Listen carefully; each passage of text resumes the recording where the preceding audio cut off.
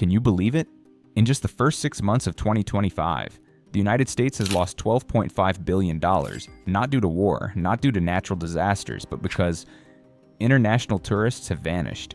From Canada, Japan, France to Mexico, countries that once saw the U.S. as a dream destination are now quietly canceling trips, steering clear of the stars and stripes. The result, hotels shutting down en masse, hundreds of thousands losing their jobs, and city budgets running dry. This is no longer someone else's problem somewhere far away. This tourism shockwave may already have reached your home. Your job. Watch now. The 10 countries that are boycotting U.S. tourism the hardest, causing a $12.5 billion economic fallout to find out who's turning away. Why and whether your city lies in the epicenter. Please note, all information presented is compiled from statistical data with no intention of defaming any organization. Number 1. Canada. Millions of Americans have always believed that Canada is their closest neighbor. It used to be such a smooth relationship that hardly anyone imagined the day would come, when it would be the Canadians who turned away first. Someone once compared Canadians going to the U.S. as like going to the nearest supermarket. Indeed, on weekends, thousands of Canadians from Vancouver, British Columbia, flocked to Seattle to shop and watch baseball. People from Ontario drove down to Buffalo and Detroit to shop, get gas, have dinner, and leisurely return. Even tens of thousands of snowbirds, retired Canadians spending winters in Florida and Arizona, used to see the U.S. as their second home, where they stayed for 3-4 months a year to escape the harsh cold back home. But by 2025, everything has changed. That familiar flow of people quietly thinned out, each flight canceled, each border bus emptier. Not because Canadians ran out of money, not because they hated America, but because of the simple feeling of no longer being welcome. On Canadian social media, the trend to skip the States exploded. Why go to the US? When Mexico, Portugal, and Europe are more friendly, hundreds of thousands of shares led many Canadians to change vacation plans. And so from Florida to Vermont, Michigan to Maine, American tourist towns suddenly became desolate in peak season. Numbers tell it all. According to The Guardian, the number of Canadian cars crossing the border dropped by up to 35% compared to the same period last year.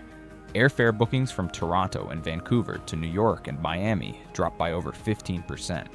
The situation became so dire that local governments and small businesses near the border rushed to launch the Open Arms for Canada website in late April 2025, listing 29 hotels, resorts, and shops willing to offer a 30% discount to Canadian tourists if they came back, but the result barely noticeable. These efforts were like trying to hold back melting snow when spring arrives. When trust is broken, discounts can't hold people back, and the consequences go beyond mere numbers or empty hotel rooms. Border towns like Niagara Falls, Buffalo, Detroit, where nearly 30% of retail revenue depended on Canadian tourists, lost a critical source of income.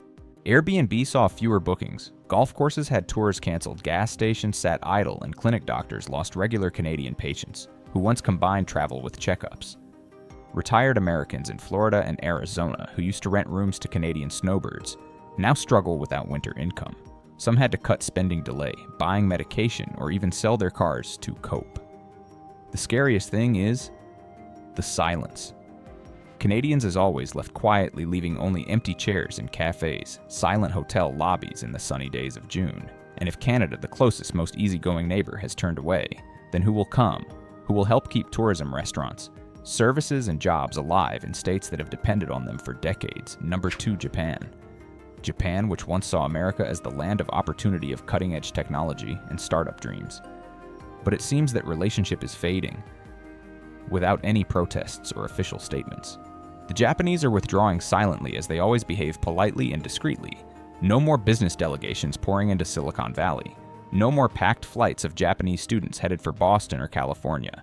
Instead, we see canceled tickets, empty conference rooms, and strange silence in Japanese neighborhoods in Seattle and San Jose. In March 2025, according to the Japan National Tourism Organization, the number of Japanese business travelers to the U.S. dropped by 19% compared to the same period last year. Student visas fell by 14%, the lowest in the past 5 years. Meanwhile, ANA Airlines canceled a series of direct flights to San Francisco and LAX due to severe booking declines. In Las Vegas, CES 2025 lacked the presence of 37 Japanese companies. For the first time since 2010, Japanese tech startups moved their conferences to Toronto and Berlin, places with more breathing room in terms of entry checks and costs. Perhaps the spark that started this trend came from a 58-year-old AI engineer from Tokyo who was held for 6 hours at LAX just for a phone check, forced to miss an important meeting and return home the next day. His company later canceled all R&D investment plans in the U.S., a decision worth millions of dollars. But this isn't just about big corporations. In California, a small landlord in San Jose sighed, "This year, no Japanese students rented. The rooms have been empty since February. The consequences are visible." In Hawaii, a traditional destination for Japanese tourists' arrivals from Tokyo dropped nearly 20% in Q1 2025, forcing Waikiki resorts to cut room rates by 30%, and many Japanese restaurants to close early. A Japanese travel magazine commented Hawaii is no longer paradise for us. We choose Phuket Seoul or Gold Coast places that feel more welcoming, and then a sad future begins to reveal itself. If Canada is the broken dream of leisure, then Japan is the fading light of technology for America. Silicon Valley, the global symbol of innovation, may still have its skyscrapers, but the Japanese intellectual lights seem to have dimmed. A larger question quietly arises when America loses the trust of partners. What remains for the future of technology jobs and opportunity for the very children of American families? Those hoping for employment, stable pensions, and a non-stagnant economy. Behind it all, the American dream is slowly cracking. Number 3, Australia. America used to be the place where millions of little girls in Australia dreamed of going the land of Disneyland. But in 2025, there are no more journeys into real-life fairy tales. Thousands of other families from Melbourne and Brisbane have just canceled their U.S. tours after 3 consecutive official warnings from the Australian Department of Foreign Affairs about risks when visiting major American cities. These small dreams were crushed before they could blossom by vague but persistent fears. Violence, instability, and unexpected checks even during family vacations. This is leaving real scars on the map of American tourism, not in big conference rooms or international summits, but right along the streets surrounding Disneyland, California. Travel Weekly reports that in just the first 4 months of 2025, hotel bookings from Australian guests around Anaheim dropped over 25% compared to the same time last year. Entire chains of motels and family resorts in Garden Grove and Placentia, once fully booked during summer, now hang signs saying, "Stay 4 nights, pay 2, yet remain empty." Hotels aren't the only ones suffering. Long-standing eateries on Westminster's small PHO shops, Korean ice cream parlors once filled with laughter and strollers now sit in silence. That silence comes from a very real fear. 3 travel advisories from the Australian government in just 2 months, rarely seen before. Thick articles in the Sydney Morning Herald and the Age list countless potential dangers travelers to the U.S. should beware of. And so tourists gradually disappeared. They chose to stay home or go somewhere safer. The impact has seeped into elderly Americans, those who used to rely on Australian guests as a lifeline. A retired homeowner in Anaheim. Mr. Daniel, 67, admitted, "Every year I rent out my downstairs to Australian snowbirds, earn an extra $500. This year, nothing. Even private clinics around Garden Grove lost Australian patients who once combined vacation with health checks." Purely American souvenir shops shared the same fate even after slashing prices by 40%. Only a few scattered domestic tourists showed up. Perhaps that's why Disneyland, the so-called Magic Kingdom, has now turned into a garden without laughter. Every empty lawn, every deserted stone bench feels like a sad reminder. When Australian children no longer dream of Disneyland, American culture quietly fades in the next generation across the globe. Number 4, Denmark. Friday nights in Las Vegas used to be buzzing, but now they are eerily quiet. Small bars around the Strip, once echoing with the laughter of Nordic guests, are now empty. Not just here, but across San Francisco. Airbnb rentals designed for Nordic tourists who preferred long stays and generous spending are posting vacancy signs more often than usual. Can you believe it? The root of all this began in Greenland. A distant icy land that seems to have nothing to do with California or Nevada is now rocking the U.S. tourism industry. An incident involving U.S. intelligence allegedly spying on political activities in Greenland led Denmark to recall its ambassador from Washington in early 2025, a rare move between allied nations. Nordic Times and Reuters both reported that this event sparked a quiet boycott across Nordic countries with Denmark at the center. No protests, no placards, no loud statements, just Danes silently canceling flights, skipping Las Vegas, San Francisco, or Florida, and turning to Canada, the Netherlands, or Germany, places they feel safer and more respected. You can clearly see the consequences from Nordic Tourism Bureau data. Danish visitors to the U.S. dropped 34% in March 2025, compared to the same period with business travelers down 29%. A group of students from Aarhus planning a spring exchange in New York switched to Toronto because they felt more reassured, according to a local podcast. This didn't just leave empty dorms and classrooms, but also wiped out thousands of dollars from convenience stores and cafes around U.S. campuses, places that once catered to international students. This shock is especially severe because Nordic tourists, especially Danes, are famously high spenders. They buy show tickets, rent private cars, dine at upscale restaurants instead of eating fast food. A tour guide in San Francisco shared, each Nordic family that cancels a tour means losing several $1,000s, not counting tips. Hotels around Las Vegas and California lost 20-30% of long-stay bookings, a segment that keeps local businesses alive. A taxi driver in Anaheim shared, I used to pick up 2-3 Danish couples every morning for shopping. Now, I haven't seen one all week. The striking thing is this rift isn't about pricing or service, it's about broken trust. On Danish social media, a strange hashtag has emerged. Avoid USA 2025, a short calm message but cold enough to shake tourism-dependent states like California and Illinois. When the Danes, the most easygoing, friendly travelers, turn away, what else will America's tourism sector lose? Number 5, France. And it's not just family turning away, even America's most stylish, free-spending, beauty-loving friend, the French, are quietly leaving too. Paris once saw New York as its sister city across the ocean, where fashion, art, and musicals intertwined. But this summer, plane tickets to Manhattan and hotel bookings in Soho and Fifth Avenue suddenly dropped. According to the latest data from the French Ministry of Business, the number of French tourists booking tours to the U.S. dropped over 12% in April 2025, leading to noticeable declines in revenue for Broadway luxury stores and French restaurants in New York. What's surprising is, they haven't left North America. The French still go to Toronto, Montreal, Vancouver, where they speak French, sip wine, and enjoy musicals. They're simply avoiding the U.S. A tourist from Marseille wrote on social media, "We don't hate New York, but Canada feels safer, more pleasant." And so the historic dream of Paris, New York, a symbol of 2 fashion capitals, has been replaced by Paris, Toronto. In Soho stores that once stayed open till midnight for French customers now close early. A Hermès boutique reported a 28% drop in Q1 2025 sales, with French shoppers showing the sharpest decline. French-style bakeries and cafes in Greenwich Village, once packed with Parisian tourists, now sit quietly. Even Broadway has fewer familiar European faces. A theater director admitted to the New York Times French guests used to book tickets early. Now they're canceling many major shows, especially ones with French subtitles. This trend isn't limited to tourism. It's spilling into art and investment. Contemporary art galleries in Chelsea report fewer French visitors. Some collectors canceled planned purchases, saying the U.S. market is too unstable, according to a local gallery representative. A gallery owner in Soho sighed. "Each season I sell at least 3 paintings to French buyers. This year, not a single one." This isn't just about the wealthy. The French spend big 4-5-star hotels, fine dining, VIP Broadway tickets, luxury shopping, when they don't come an entire chain of small local economies, from housekeepers, chefs, taxi drivers to laundry workers, lose the income they rely on.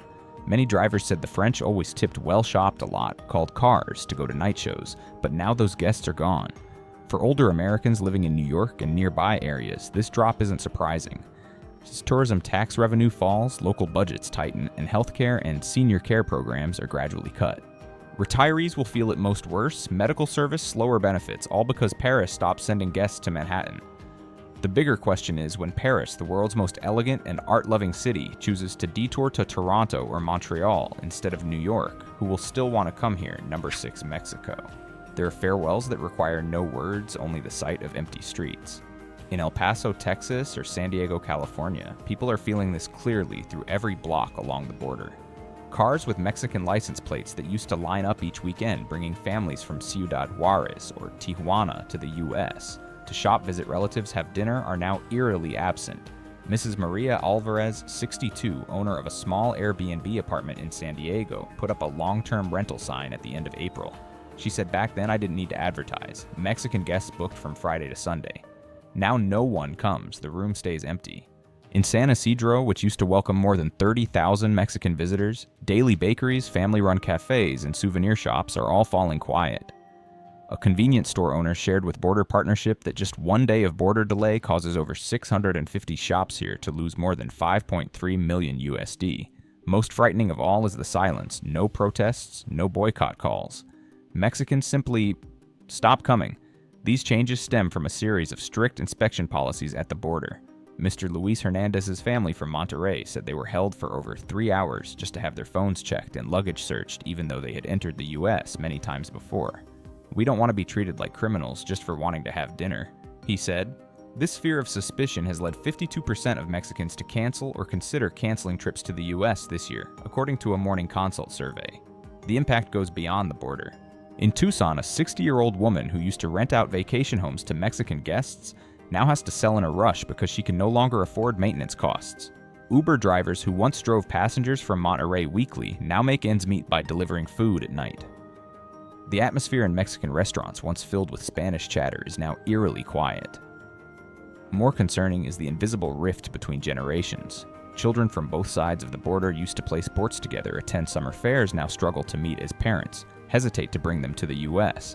Decades-old cultural bonds are being severed, leaving a gap not easily filled. For older Americans, those living off taxes and Medicare funded by border tourism revenue, this is no longer a distant story.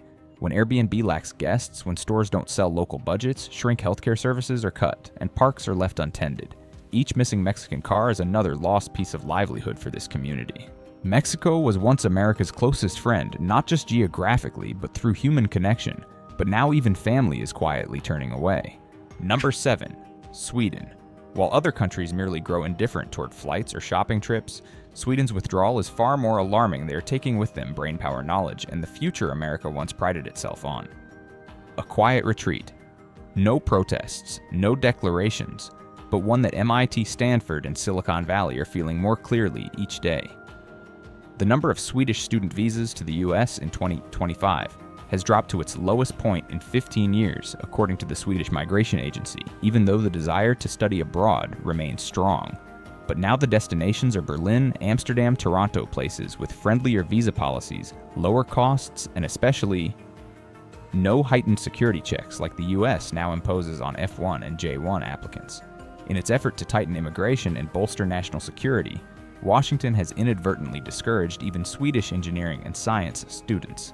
A lecturer at Lund University said this year only 3 out of 20 of my students dared to apply to the U.S. The rest shifted to Canada or Germany out of fear of rejection or having to wait 8 to 12 months for a visa. Losing students means losing the flow of knowledge. And along with students, Swedish venture capital is also shifting. Stockholm Venture and EQT, which once invested hundreds of millions into California startups, are now pouring funds into Berlin and Amsterdam, 2 cities emerging as rivals to Silicon Valley in AI, fintech, and clean tech. A clean energy company based in Gothenburg just closed its San Francisco office after 6 years relocating all R&D to Europe, citing overly complex HR procedures and a lack of prioritization for the U.S., according to Nordic Business. Even tourism, a sector thought to be less affected, is not immune. According to SAS Airlines, ticket sales from Stockholm to Boston and San Francisco dropped by 19%, while searches for Canada and Germany increased by up to 30% in Q1 2025. Tech conferences in San Jose are missing Nordic delegations. Startup events are seeing fewer Swedish registrations, even though the country once symbolized youthful Nordic innovation. What sets Sweden apart from Mexico, France, Canada, or Japan is they're not just leaving with suitcases, but with ideas. Research startups, the very elements that once powered America's tech dominance. They don't call for boycotts or make headlines, but each engineer, each research group, each company is quietly leaving, like the northern wind gradually chilling Silicon Valley. The consequences won't show up in next quarter's reports, but in the long run, as American tech startups face talent shortages, clean tech projects lack Swedish investors in MIT, or Stanford sees fewer Nordic students, that's when the job market slows. Tech stocks falter and U.S. pension fund returns are threatened. Elderly Americans relying on Medicare will feel it through rising premiums, because a vital source of tech growth has quietly vanished. For Sweden, this departure is not just about visas or policy. It's a collapse of trust, the very trust that once made them choose America as a launchpad for talent. And when that trust fades, America loses not just a few visitors, but potentially a whole generation of innovation that once built the Silicon Valley miracle. Number 8, the United Kingdom, not Canada, not Mexico. It is the British withdrawal that is the quietest farewell. In British-style pubs in Manhattan, Guinness pints are absent. Souvenir shops in Boston no longer see visitors wearing Liverpool scarves. Silent, old-fashioned retreat. from America's oldest and longest standing friend. According to the UK Travel Association, the number of British visitors to the US has dropped by over 15% compared to the same period in 2024, the lowest in 5 years. Strangely, no one complains, no protests, no explanation. They simply stop booking. The British are opting for staycations, vacations within the UK, or choosing Ireland, Portugal, Spain. Post-Brexit has made wallets thinner, with the pound weakening by 12-15% against the USD, making everything in the US more expensive than ever. A shopping trip in New York suddenly no longer holds the same allure, but that's not the main reason. Deeper than money is something harder to measure trust. Ongoing trade tensions between Washington and London, over tech taxes, climate steel, have made the British feel the US is no longer the same companion. A Guardian journalist remarked America's no longer trendy, no longer the must-see of the world. For Londoners, New York now feels like a beautiful but faded postcard. The impact on the US economy is significant. The British have always been the highest-spending European tourists, with each trip averaging $4,000, double that of Asian tourists. They stay longer, book expensive Airbnbs, dine in upscale restaurants, shop at Bloomingdale's and Macy's, see Broadway shows, visit museums. Their retreat affects countless service jobs, from tour guides, museum staff, to bartenders at British pubs. In Boston, vacant Airbnb listings rose 12% compared to last summer. British-style pubs in Manhattan reported a 20% revenue drop in Q1 2025. Tighter U.S. visa policies following immigration debates have made British tourists hesitate. Even once promoted bilateral student exchange programs have sharply declined. Many British students now choose Canada-Ireland or the EU due to simpler procedures and lower tuition. A veteran Boston tour guide admitted every British group that cancels means I lose nearly $700 in tips this month. This season, the regular visitors from London are completely gone. It all creates a real void, like an empty chair in an old Soho pub. The owner never noticed when the guest left, but the chill remains. No noise, no blame, just no reason left to visit. And when the British stop coming, it's not just about a few plane tickets or canceled tours. It means millions of dollars in lost retail tax hotel fees. Tightening healthcare budgets, pension funds, public services, and tourist cities. Cheaper meals, lower service quality, rising health insurance. It all begins when flights from London stop landing at JFK or Logan like before. Number 9. Brazil. There was a time when Brazilians saved Florida after the COVID-19 pandemic. While Europe remained cautious and Canada stayed strict, waves of Brazilian tourists poured into Miami, Orlando, Bal Harbor. Shopping heavily, booking long stays, injecting life into the local economy. Gucci Chanel stores were crowded with Brazilians. Latin eateries in Little Havana always full. Uber drivers picking up airport passengers day or night. Not New York, not Los Angeles. Florida was South America's warm gateway for years, but this year's summer has come and the streets of Miami are eerily quiet. South Beach lacks the sound of Portuguese Bal Harbor is missing groups, dragging large suitcases, stopping at every luxury boutique to buy clothes and handbags. Market stalls in Little Havana are less lively. Staff shifts are cut, and Airbnb listings around the beach advertise discounts, yet receive few inquiries. According to the U.S. Travel Association, the number of Brazilian visitors to the U.S. dropped over 28% in the first half of 2025, the steepest decline in 7 years. Airbnb in South Beach recorded a 35% drop in Brazilian bookings compared to last year. Luxury stores lost their top-spending South American customers. Disney World and Universal Studios in Orlando are shifting focus to domestic visitors due to a sharp drop in Brazilian ticket sales. Even though it's clear American tourists don't spend as generously as international ones, the ripple effects have already begun, affecting not only big hotels or shops. Homeless individuals in Little Havana who depended on leftover food from restaurants serving Brazilian tourists now have fewer full meals.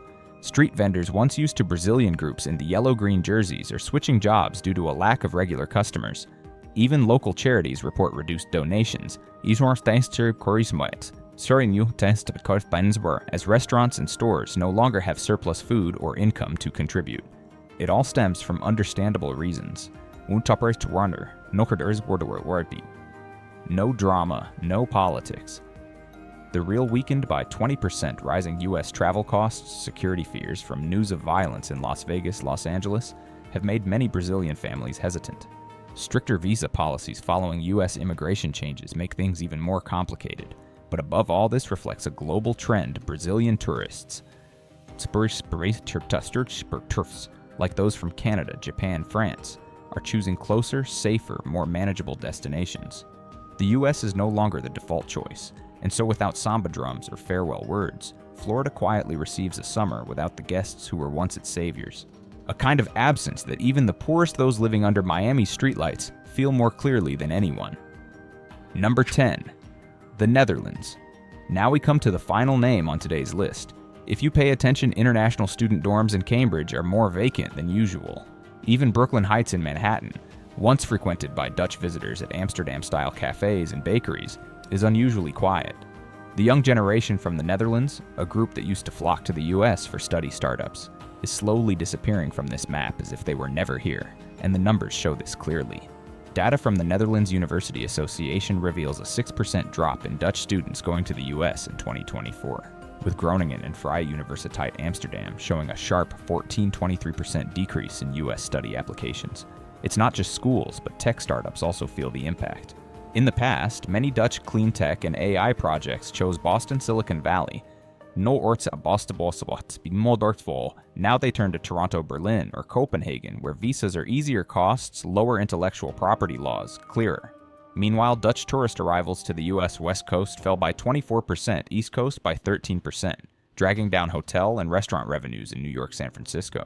The absence of students doesn't just leave dorms, empty study desks unused, but also causes coffee shops, bookstores, and small eateries around campuses to go quiet. A crucial link in the local economy loosens without notice. The effects quietly spread to the investment sector. A report from IMXpat shows Dutch venture capital funds are pulling out of U.S. startups, redirecting money to Berlin, Toronto, where EU talent is more accessible. Some clean tech research partnerships formerly signed with MIT or Stanford are now on hold or handed over to German partners. As a result, the U.S. tech value chain, is reliant on European new blood, is beginning to falter in ways that are hard to quantify. This may seem distant, but it affects every American's wallet. Fewer students mean less rent, less shopping, less dining, which means lower sales and service tax revenues. Medicare, Medicaid, and senior support funds,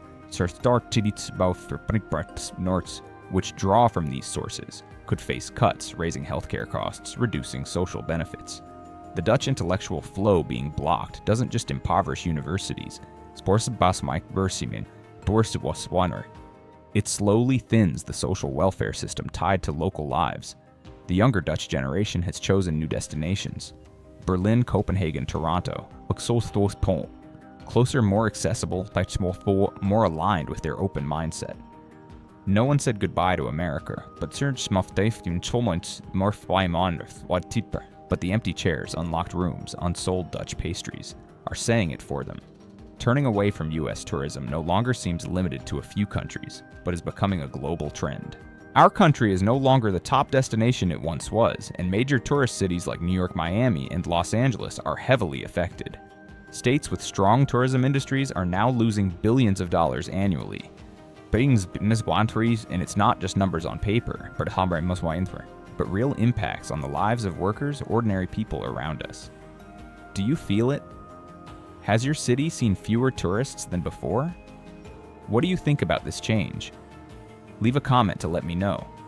If you found this video helped you understand more, don't forget to like, subscribe, and hit the bell so you won't miss upcoming videos. The information in this video is based on real data and an objective perspective. Not a guaranteed prediction of the future. Hopefully these insights help you see things more clearly and find the right direction.